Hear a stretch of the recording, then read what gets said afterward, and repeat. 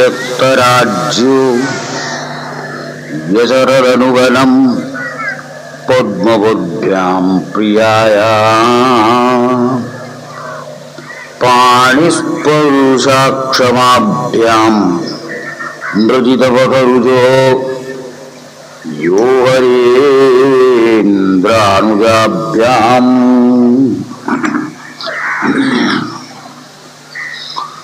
वैरूप्याच्छूर्पणख्या प्रियविरहरुषारोपितभ्रूविजृम्भ त्रस्ताब्धिर्बद्धसेतुः खलदवदनः कौसलेन्द्रो वदान्नः।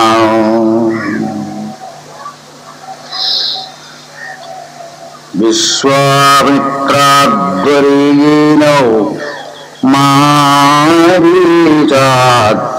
साचराः पश्यतो लक्ष्मणस्यैव हरानरपुङ्गवाः।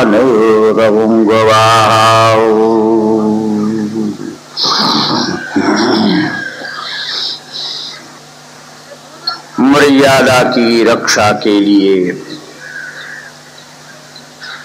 रामावतार हुआ।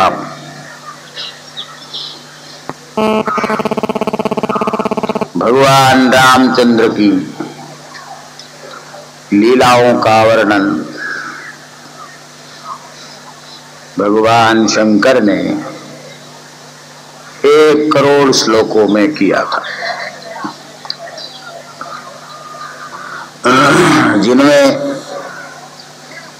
1 लाख श्लोक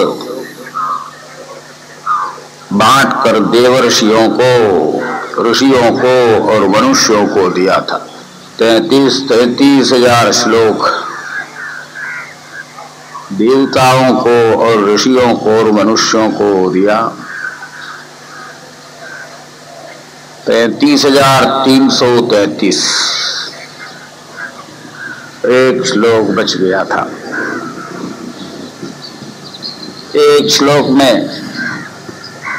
32 अक्षर होते हैं। भगवान शंकर ने 10-10 अक्षर भी बांट कर दे दिया और 2 अक्षर बच गए। देवता कहने लगे 2 अक्षर हमें मिल जाने चाहिए। ऋषि कहने लगे नहीं, हमें प्राप्त होना चाहिए। मनुष्यों ने कहा हमको चाहिए 2 अक्षर। भगवान शंकर ने कहा 2 अक्षर है, इसको तो बांट कर देना संभव नहीं, और किसी को भी हम दे तो पक्षपात हो जाएगा, इसलिए इन 2 अक्षरों को मेरे पास ही रहने दो। राम रामेति रामेति रमे रामे मनोरमे सहस्रनाम तत्तुल्यं राम नाम वरानने। यही 2 अक्षर है राम। भगवान शंकर ने अपने पास 2 अक्षर रखे, वही राम, ये 2 अक्षर है। राम बोलना और सहस्र नाम बाँचना एक बराबर है। राम नाम समस्त पातकों का हरण करने वाला है। रा शब्द उच्चारण करते ही अंतस्थित समस्त पाप बाहर निकल भाग जाते हैं। वापस अंदर न आ जाए इसके लिए मकार बोलकर मुंह बंद कर लेते हैं, दरवाजा बंद कर देते हैं। राम राम लक्ष्मण भरत शत्रुघ्न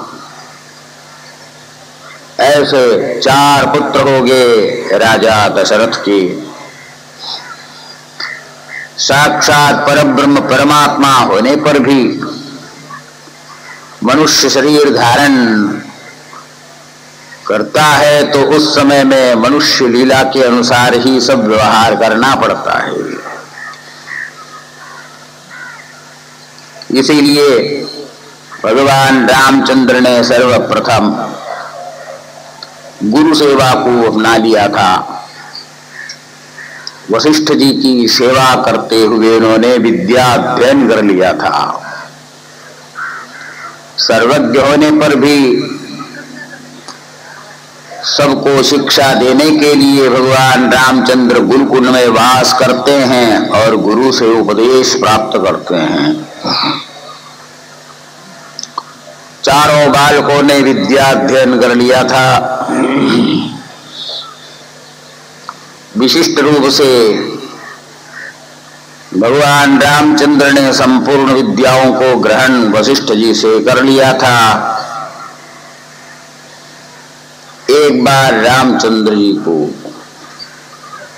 अभिलाषा हो गई कि मैं पूरे विश्व में भ्रमण कर देखूं कि यह संसार कैसा है, लोग कैसे हैं। पिता दशरथ जी से अनुज्ञा लेकर लक्ष्मण के साथ विचरण करने के लिए निकलते हैं। हर एक स्थान में जाकर दर्शन करते हैं, मंदिरों में दर्शन करते हैं, तीर्थों में जाते हैं, संतों का दर्शन करते हैं। भगवान रामचंद्र ने देखा, एक जगह जब पहुंचे, कुछ रोगी पड़े हुए थे, कराह रहे थे, बड़ा क्लेश पा रहे थे। कहने लगे कि देखो ये कितने दुखी हो रहे हैं, दीन हो रहे हैं। और किसी जगह वे पहुंच गए तो देखा स्मशान घाट में व्यक्ति को लोग ले जा रहे हैं और रोते जा रहे हैं। इस प्रकार अनेक दृश्य को देखा। परिणाम यह हो गया कि रामचंद्र के हृदय में बड़ा वैराग्य हो गया। अरे ये क्या है संसार, जहां देखो वहीं दुख है, जहां देखो वहीं क्लेश है। कोई रोगी होकर पड़ा हुआ है, कोई मर रहा है, कोई आपस में लड़ रहा है। जब वे तीर्थों में पहुंचे, संतों का दर्शन किया तो वहां पर संत लोग को प्रसन्न होकर बैठे हुए भगवान नाम संकीर्तन कर रहे थे। रामचंद्र जी ने देखा अगर कुछ शांति है तो इसी स्थान में है। रामचंद्र जी वहां से वापिस आए अयोध्या में, बिल्कुल मौन होकर किसी चिंता में मानो पड़ गए, किसी से बात नहीं कर रहे। विश्व को देखकर उनको इतना भारी वैराग्य हो गया था कि ये पूरा संसार दुखमय है, सब लोग दुखी हो रहे हैं, संत लोग प्रसन्न रहते हैं, बस वही एकमात्र स्थान है जो कुछ शांति प्राप्त करने का स्थान है। कोई भी पूछे तो कोई जवाब ही नहीं दे, अपने कमरे में चुपचाप बैठे रहते थे। राजा दशरथ ने भी बहुत प्रयत्न किया लेकिन बात करने के लिए वे तैयार नहीं होते थे। उसी समय में विश्वामित्र महामुनि आए। विश्वामित्र जी वहां पहुंच गए थे। दशरथ जी ने विश्वामित्र से कहा कि मेरा पुत्र राम पता नहीं आजकल क्या है, किसी से बात नहीं करता, उदास उदास दिखता है। तब विश्वामित्र जी ने रामचंद्र को बुलाया सभा मंडप में। उसी समय में वशिष्ठ जी भी वहां पर पहुंच गए। विश्वामित्र ने कुछ उनको उपदेश दिया और उसके बाद में वशिष्ठ जी को कहा आप कुलगुरु है, आप ही इनको सब समझाइए, बताइए। वशिष्ठ जी ने उस समय में बड़ा ही एक सुंदर उपदेश रामचंद्र जी को दिया था, वेदांत का उपदेश दिया था। उसी को योग वासिष्ठ कहते हैं, ज्ञान वासिष्ठ कहते हैं, उत्तर रामायण भी उसको कहते हैं। वशिष्ठ जी के उपदेश से रामचंद्र जी की ज्ञान चक्षु खुल गई थी। पूरे विश्व को उन्होंने उस परब्रह्म परमात्मा में ही देखा। परमात्मा से अतिरिक्त विश्व की कोई सत्ता नहीं, इस बात को योग वासिष्ठ के अंदर बताया। दीर्घ स्वप्नमिमं विद्धि दीर्घं वा चित्त विभ्रमं दीर्घं वापि मनोराज्यं संसारं रघुनंदन। हे रघुनंदन, वशिष्ठ जी कहते हैं ये संसार एक लंबा सफर है, एक मनोराज्य मात्र है, एक भ्रांति मात्र है। इसका अधिष्ठान परमात्मा सत्य है, परमार्थ है, उसके सिवा कोई वस्तु वास्तविक नहीं।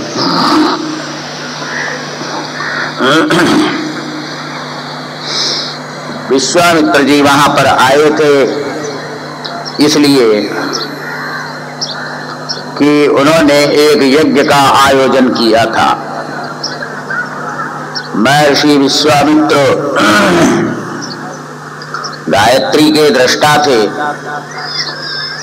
गायत्री मंत्र के वे ऋषि हैं। गायत्री मंत्र का उन्होंने जप किया था, साधारण रूप से नहीं। जब 1 करोड़ जप हो जाए तो एक तिल लेते थे और घड़े के अंदर डालते थे। फिर दूसरा करोड़ जप करें तो दूसरा तिल डाल लेकर घड़े के अंदर डालते थे। 1 करोड़ जप करने के बाद एक तिल डालते गए। एक घड़ा भर गया, दूसरा घड़ा भर गया, 7 घड़े इस प्रकार उन्होंने तिल से भर दिए थे। 1 करोड़ गायत्री जप करने के बाद में एक तिल डालते थे। सत्ययुग त्रेता युग की बात है, लोगों की आयु बड़ी लंबी होती थी और धैर्यशाली होते थे, धैर्य रखते थे। इसलिए विश्वामित्र ऋषि ने इस प्रकार जप किया और जप करने के बाद उन्होंने विचार किया, जप के बाद होम भी करना चाहिए। दशांश होम होता है, तब गायत्री आदि मंत्रों का जप सफल होता है। उसके लिए उन्होंने यज्ञ का आयोजन किया। परंतु जब भी यज्ञ करने के लिए वो बैठते तो वहां पर राक्षस लोग पहुंच जाते थे और उसमें विघ्न डालते थे, यज्ञशाला को अपवित्र करते थे, हड्डी लाकर फेंक देते थे, मरे हुए प्राणियों का मांस फेंकते थे। इस प्रकार यज्ञशाला को अशुद्ध करते थे और बीच में ही यज्ञ को बंद करना पड़ता था। अनेक बार प्रयास किया। अंत में विश्वामित्र ने सोचा कि इसके लिए भी कुछ उपाय करना ही होगा। स्वयं विश्वामित्र पहले क्षत्रिय थे, परंतु गायत्री मंत्र के जप से वे ब्रह्मर्षि बन गए थे। राजर्षि से वे ब्रह्मर्षि हो गए थे। ब्रह्मर्षि होने के बाद दीक्षित जो व्यक्ति होता है, किसी की हिंसा नहीं करता, युद्ध नहीं करता। इसलिए विश्वामित्र जी पूर्व क्षत्रिय होने पर भी धनुष बाण का ग्रहण नहीं करते थे और युद्ध के लिए तैयार नहीं होते थे। राक्षस आकर विघ्न डालते थे तो यज्ञ समाप्त कर देते थे। उस समय विश्वामित्र जी ने सोचा कि इस यज्ञ को भी पूर्ण करना है। उसकी रक्षा के लिए ही विश्वामित्र जी अयोध्या में पहुंचे थे। योग वासिष्ठ उपदेश देने के बाद विश्वामित्र से पूछा राजा दशरथ ने, आप अब बताएं आपका आगमन किस प्रकार हुआ। जो भी आप चाहें हम देने के लिए तैयार है, सेवा के लिए मैं तैयार हूं। विश्वामित्र जी ने कहा, मैं आपका पुत्र राम को आपके पुत्र राम को ले जाने के लिए आया हूं, मैं यज्ञ का अनुष्ठान कर रहा हूं, वहां पर विघ्न होता रहता है। उन राक्षसों से यज्ञ को बचाने के लिए आप अपने पुत्र को भेज दें मेरे साथ, लक्ष्मण को भी। पुत्र को भेजने की बात जब आई, दशरथ जी को बड़ी व्याकुलता होने लगी और बोलने लगे, अभी तो ये बच्चा है, युद्ध से इसका कोई परिचय नहीं। राक्षस बड़े ही कपटी होते हैं, कूट धर्म वाले होते हैं, उनसे लड़ने के लिए बालक समर्थ नहीं हो सकता। आप कहें तो मैं स्वयं आने के लिए तैयार हूं। विश्वामित्र जी नाराज हो गए उस समय। एक बार तुमने वचन दिया था, जो आप कहेंगे मैं करूंगा, अब कह दिया तो पीछे क्यों हट रहे हो? वशिष्ठ जी ने इशारा कर लिया उस समय में। यद्यपि विश्वामित्र और वशिष्ठ दोनों का विरोध चलता था, लेकिन सत्कार्य में कभी संत लोग विरोध नहीं किया करते। वशिष्ठ जी ने दशरथ जी को कहा कि आप अपने पुत्र को भेज दीजिए, इसमें कोई खतरा नहीं है। तब दशरथ जी ने स्वीकार कर लिया और राम लक्ष्मण दोनों को विश्वामित्र जी के साथ भेजा। विश्वामित्र जी अपने यज्ञ स्थान की ओर जा रहे थे।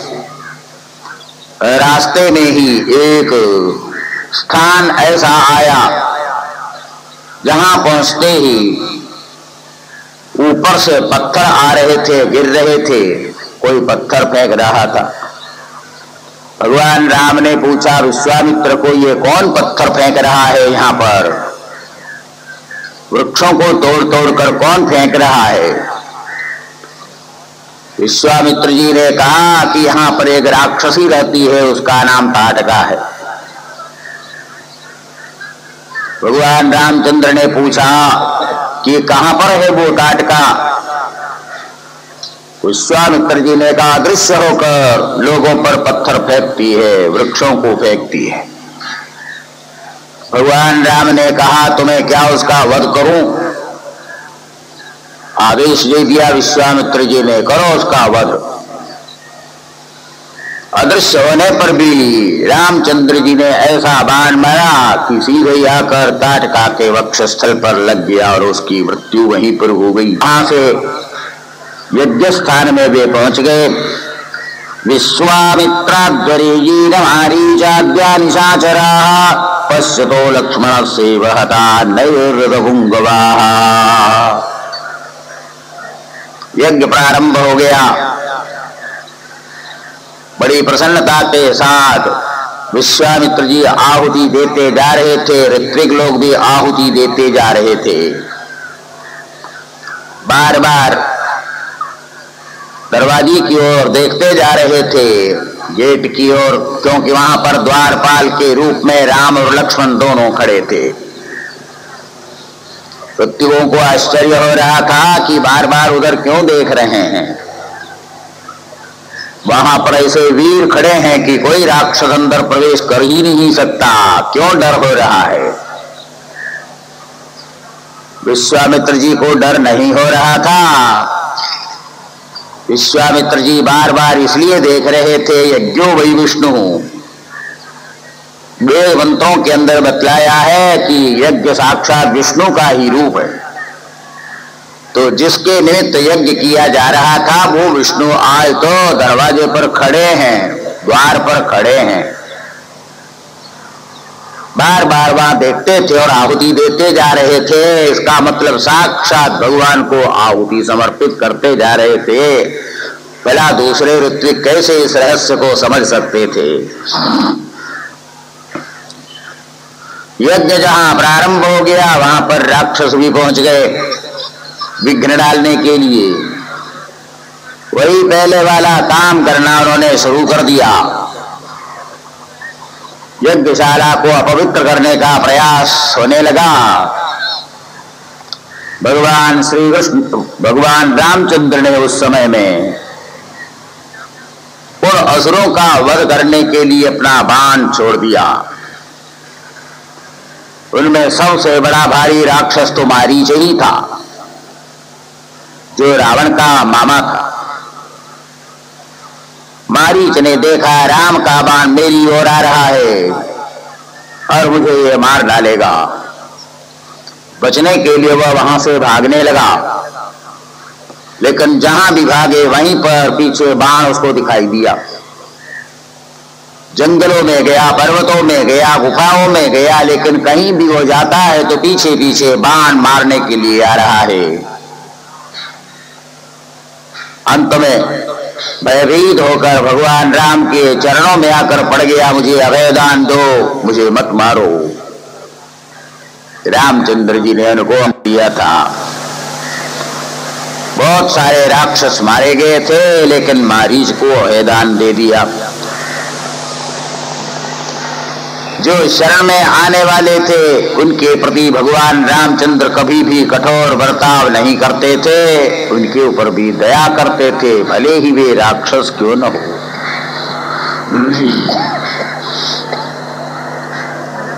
कुछ देर तक इस प्रकार राक्षसों का आक्रमण देखा गया और बाद में सभी राक्षस वहां से भाग खड़े हो गए और निर्विघ्नता रूप से यज्ञ संपन्न हो गया।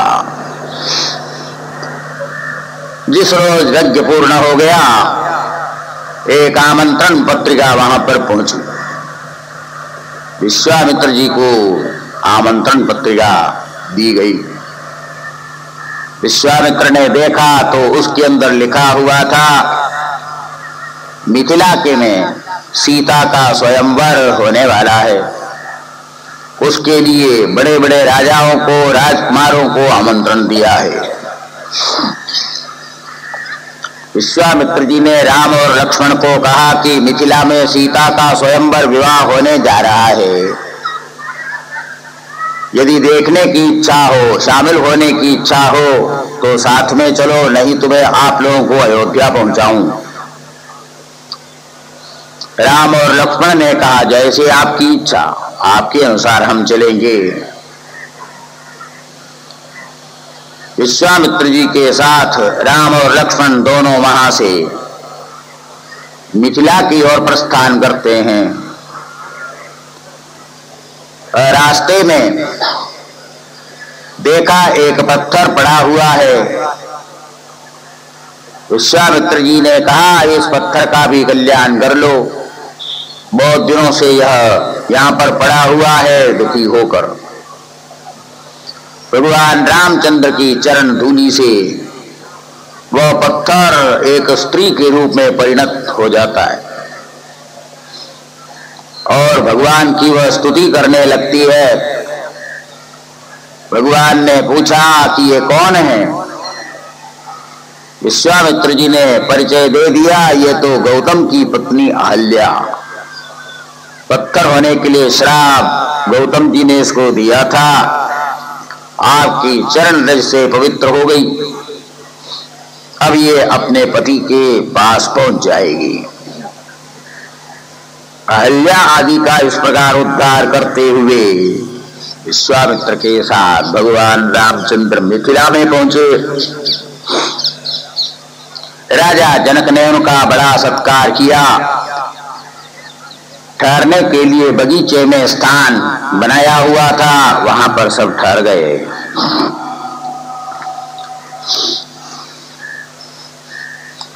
भगवान रामचंद्र को देखते ही राजा जनक के मन में पता नहीं कौन सा एक विलक्षण राग होने लगा था। राजा जनक कहने लगे, कर्मणैव हि संसिद्धिमास्थिता जनकादयः। मुक्त पुरुषों के मन में भी इस प्रकार राग भला क्यों होने लगा? सहज विराग रूप मन मोरा, भई चकित जिनि चंद चगोरा। चंद्रमा को देखकर चकोर जिस प्रकार प्रसन्न होता, उसी प्रकार मेरा मन इनको देखकर भला क्यों इस प्रकार चकित हो रहा है? क्या मेरे अंदर राग उदय हो गया?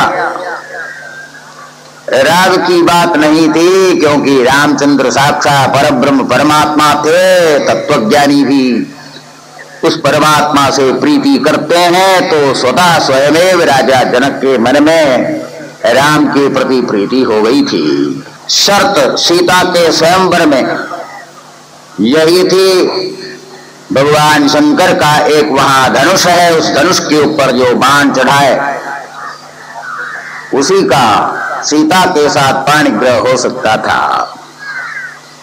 दूसरे दिन प्रातः काल अंबिका पूजन करने के लिए भगवती सीता जाती है और रास्ते में ही राम लक्ष्मण आदि का दर्शन भी कर लेती है। हजारों राजकुमार राजा आदि वहां पर पहुंच चुके थे। कहते हैं कि 300 व्यक्तियों ने मिलकर उस धनुष को सभा के मध्य में लाके रखा था। यो लोग वीर रमितौ धनुरैषमुग्रम सीता स्वयंवर गृहे त्रिशत उपनीतम। रामचरितमानस में तो 10,000 बतलाया है। 10,000 आदमियों ने उठा करके उस धनुष को वहां पहुंचाया, लेकिन यहां पर 300 बताया। उसका कारण यह है कि 10,000 आदमी अगर पकड़े तो धनुष बहुत ज्यादा लंबा होता, नहीं तो पकड़ते कैसे। श्रीमद् भागवत में तो 300 बतलाया। 300 भी बहुत भारी संख्या है, लेकिन धनुष भी उतना बड़ा था। आदाय बालगजलीलैवेक्षुयष्टिं गज्जीकृतं नृपविकृष्य बभञ्जमग्धि। सभा के मध्य में लाकर रख दिया और उस धनुष पर प्रत्यंचा चढ़ाने के लिए बड़े बड़े शूरवीर पहुंच रहे हैं, लेकिन उस धनुष को हिलाने में ही वो सफल नहीं हो पा रहे थे। 300 व्यक्ति मिलकर जिस धनुष को उठावे, भला उसको एक आदमी उठा कैसे सकता, और प्रत्यंजा कैसे चढ़ावे, बाण कैसे चढ़ावे। बड़े बड़े शूरवीरों ने प्रयत्न किया, लेकिन धनुष को उठाने में असफल ही असफल हो गए। इस प्रकार सैकड़ों राजकुमार असफल हो गए। एक बार राजा जनक भी निराश होने लग गए थे। मालूम ऐसा लगा उनको कि इस धनुष को उठाने वाला इस संसार में कोई है ही नहीं, और मैंने ये शर्त रखी है तो कहीं सीता हमेशा के लिए कुंवारी ही ना रह जाए, कोई शादी करने वाला ही नहीं मिलेगा। राजा जनक ने कहा, मुझे ऐसा लगता है कि आज संसार में कोई क्षत्रिय ही नहीं रह गया। लक्ष्मण जी को उस समय जरा गुस्सा आ जाता है, ऐसा क्यों कह रहे हैं, क्षत्रिय कोई नहीं रह गया। मैं इस धनुष को अभी उठाता हूं और तोड़ गिरा देता हूं। रामचंद्र जी ने उस समय कहा, बैठो बैठो, जब तक गुरुजी का आदेश नहीं मिलेगा तब तक हमको कोई कार्य करना नहीं है, आगे पग रखना नहीं है। और गुरुजी तभी आदेश देंगे जब मौका आएगा। ठीक। सभी राजकुमार वहां जितने थे हार गए। तब विश्वामित्र ने कहा रामचंद्र को, हे रामचंद्र अब उठो, तुम्हारी बारी आई, जरा परीक्षा करके देखो। भगवान रामचंद्र उस धनुष के पास पहुंच गए। भगवान रामचंद्र स्वयं ही दिव्य पुरुष थे ही, और धनुष भी कम नहीं था, बड़ा दिव्य था। शंकर भगवान का धनुष था। किसी रामायण में यह भी बतलाया है कि धनुष उठाने के लिए एक बार रावण भी वहां पहुंच गया था, लेकिन रावण ने जब देखा इस धनुष के ऊपर शंकर भगवान के गण बैठे हुए हैं तो वो वापस चला गया था। भगवान रामचंद्र वहां पहुंचे, लोग सब एक तक देख रहे थे।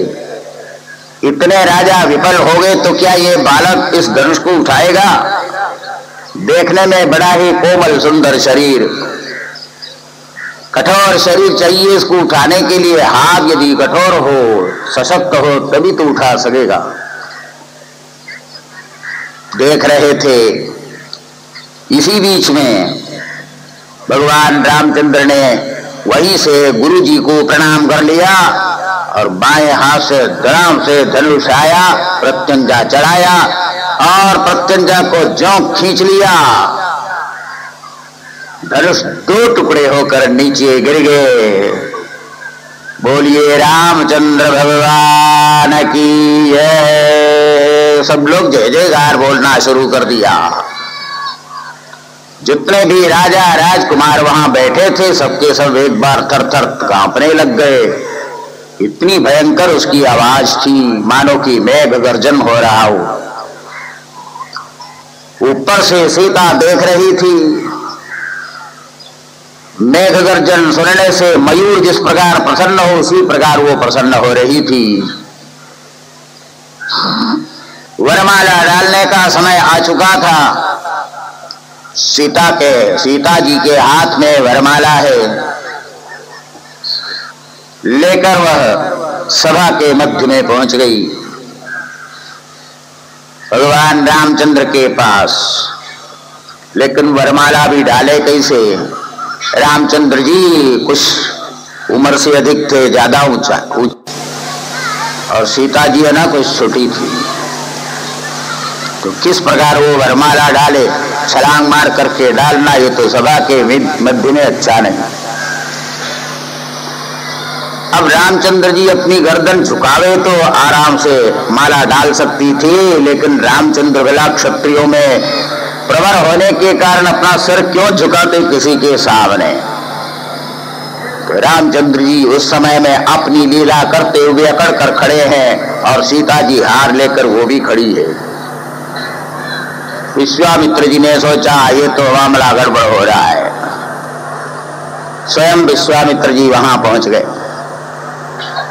विश्वामित्र जी जब पास में पहुंचे तो गुरु जी आके आने पर मस्तक झुका के नमस्कार करना तो जरूरी था, और उन्होंने जो ही गर्दन झुकाई तो समय भगवती सीता ने उनके गले में वरमाला डाल दिया। सियावर रामचंद्र भगवान की। अयोध्या से सब वहां पर आ चुके थे, क्योंकि आमंत्रण पत्रिका हर जगह पहुंच चुकी थी और सब लोग वहां पर पहुंचे हुए थे। अयोध्यावासी सभी आए हुए थे, राजा दशरथ भी आए हुए थे, कौशल्या आदि भी माताएं भी पहुंची हुई थी। बड़ा भारी वहां पर उत्सव हो रहा था, सब प्रसन्न हो रहे थे, अयोध्यावासी भी और मिथिलावासी भी। सब लोग भोजन करने के लिए जब बैठे, वैसा है कि विवाह में नर्म विवाह जिसको बोलते हैं, वहां पर कुछ मस्करी भी किया करते हैं। मिथिलावासियों ने कहा कि हम लोगों ने ऐसा सुना है कि अयोध्या में खीर से लड़के पैदा होते, खीर से, दूध से खीर से लड़के पैदा होते हैं। अयोध्यावासी भला पीछे क्यों रहते हैं? लोगों ने कहा ये बात सही है, खीर से वहां लड़के पैदा होते हैं, लेकिन मिथिला में हमने ऐसा सुना है कि जमीन खोद खोद करके लड़कियों को निकालते हैं, ऐसा हमने सुना। क्योंकि सीता जी का जो जन्म हुआ था वो इसी प्रकार जमीन जब खोदने लगे थे तो अंदर एक पेटी में से वह बालिका निकली थी।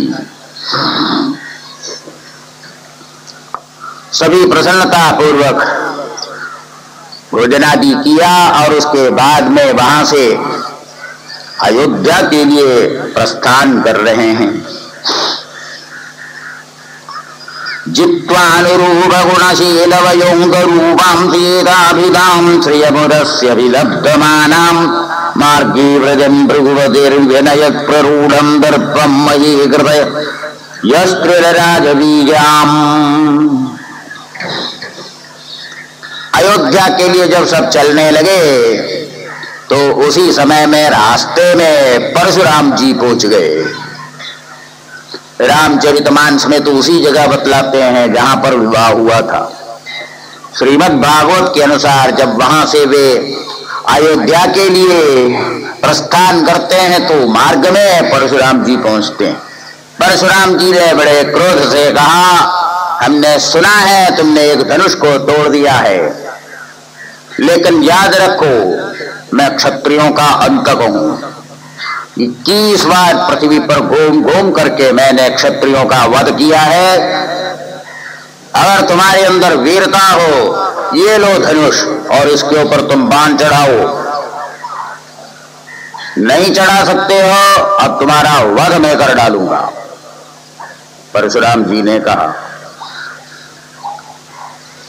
उस समय भी लक्ष्मण जी को थोड़ा जोश आ जाता है।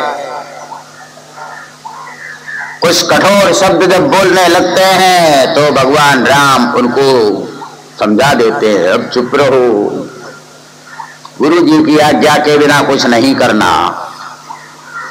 विश्वामित्र भी उनके गुरु ही तो थे। योग वासिष्ठ के प्रारंभ में तत्व ज्ञान उन्होंने ही बताया था, फिर वशिष्ठ जी ने पूरा किया था।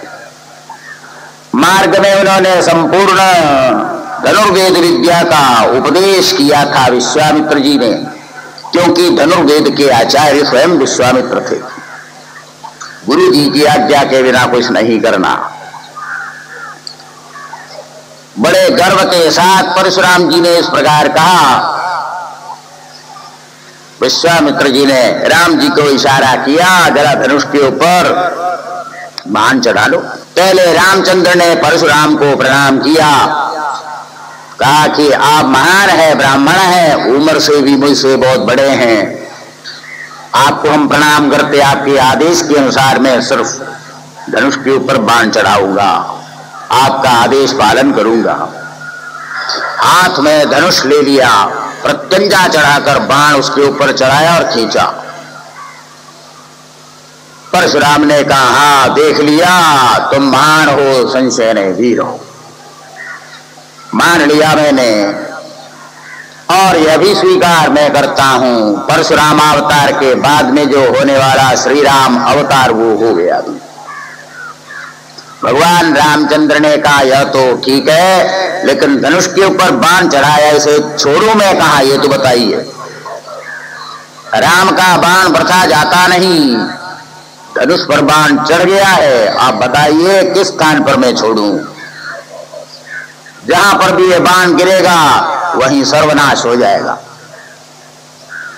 विश्वामित्र ने कहा, तपश्चर्या के द्वारा मैंने बहुत सारे लोगों को प्राप्त कर लिया है, और उसके ऊपर आप बाण को छोड़ दो, क्योंकि किसी भी लोक में जाने की मेरी इच्छा नहीं, मैं तो विरक्त हो चुका हूं। भगवान रामचंद्र ने वह बाण जब छोड़ दिया तो अभी तक जो तपस्या के द्वारा लोग सुख प्राप्त हुए थे सब को उसने जलाकर भस्म कर दिया, और वहां से अयोध्यावासी सबके सब अयोध्या में पहुंच गए।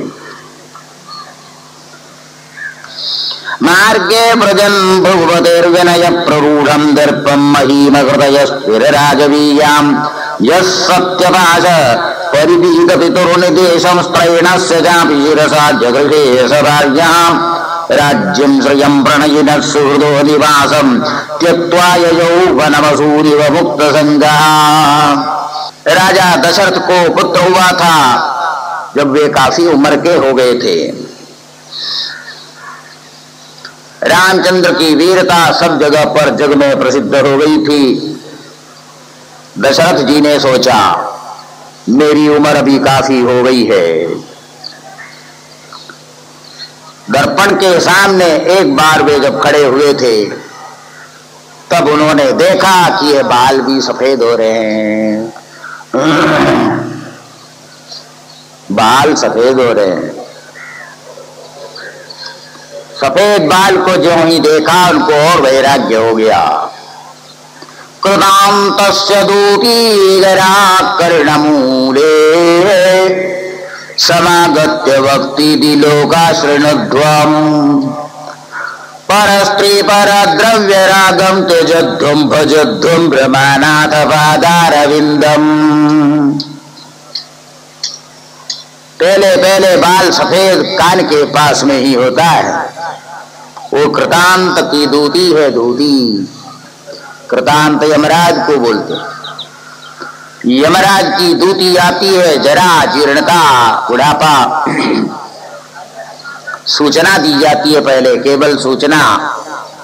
कृतांतस्य दूती जरा कर्णमूले समागत्य भक्ति लोका शृणुध्वम्। आकर वह क्या बोलती है, जरा दूती क्या बोलती है, शृणुध्वम्, सुनो सुनो। पर स्त्री पर द्रव्यो रागम त्यजध्वम भजध्वम रमानाथ पादारविंदम। लोभ छोड़ो, राग छोड़ो, काम छोड़ो, भगवान के चरणों का भजन करो, भजन करो, अभी से शुरू कर लो, क्योंकि इशारा मिल गया है। इशारा मिलने के बाद भी, घंटी बजने के बाद भी तैयारी जो ना करें, प्रोदीप्ते भवनेद उपघननम मृत्युद्यम कीदृशा। झोपड़ी पर आग लग जाती है, फिर कुआं खोदना शुरू करोगे, भला ये हंसी की बात ना होगी। पहले कुआं तैयार करो, जब कभी झोपड़ी में आग ले तुरंत पानी निकाल कर डाल दे और आग बुझावे। राजा दशरथ ने जब देखा कि मेरे बाल सफेद हो गए हैं, तपश्चर्या करने का समय आ गया है। दशरथ जी ने सोचा कि मेरा पुत्र भी बड़ा हो गया, योग्य हो गया, शूरवीर तो है ही और प्रकृति के लिए प्रिय भी है, जनता बहुत पसंद भी करती है। वशिष्ठ जी के पास जाकर कहा, भगवान मेरा विचार है कि मैं अपने ज्येष्ठ पुत्र राम को राजगद्दी पर बिठाऊं और मैं इस उत्तरदायित्व से मुक्त हो जाऊं और भगवान का मैं भजन करूं। वशिष्ठ जी ने कहा, बड़ा ही उत्तम आपका यह विचार है।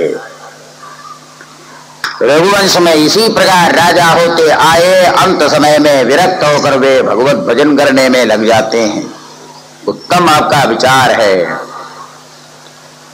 दशरथ जी ने कहा, तो आप मुहूर्त निकालिए जल्दी, रामचंद्र जी का मैं अभिषेक करूं। वशिष्ठ जी ने कहा, रामचंद्र जी के लिए मुहूर्त देखने की जरूरत नहीं है, सब मुहूर्त सुमुहूर्त है, मुहूर्त की जरूरत ही क्या है। शुभ से शीघ्रम, शुभ कार्य करना हो, अब उसके लिए मुहूर्त देखना शुरू करें, कोई आवश्यकता नहीं, तुरंत कर लेना चाहिए, शुभ कार्य तुरंत कर लेना चाहिए। खतरे का भी आ गया तो मुहूर्त देखने की जरूरत नहीं है, झट से काम कर लेना चाहिए। शुभ कार्य है तो मुहूर्त मत देखो, तुरंत उसको कर डालो, आगे पीछे सोचे बिना ही। प्रयागराज में झोपड़ी जब जलने लग गई, आग लग गई थी, और संत जी कहने, अरे अरे आग लग गई है, जल्दी बुझाओ।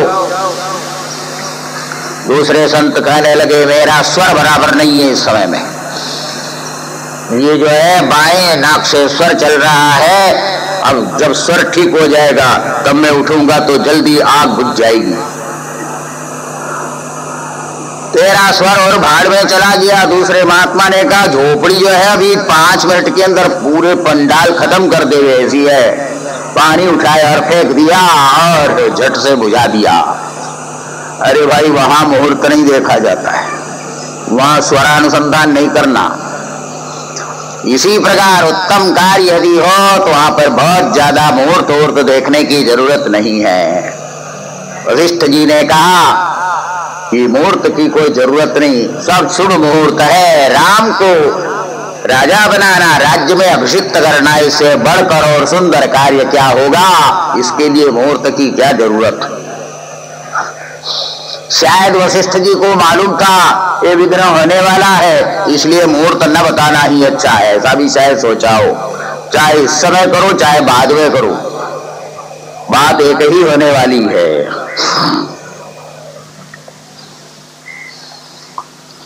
राज्याभिषेक के लिए तैयारी चलने लगी।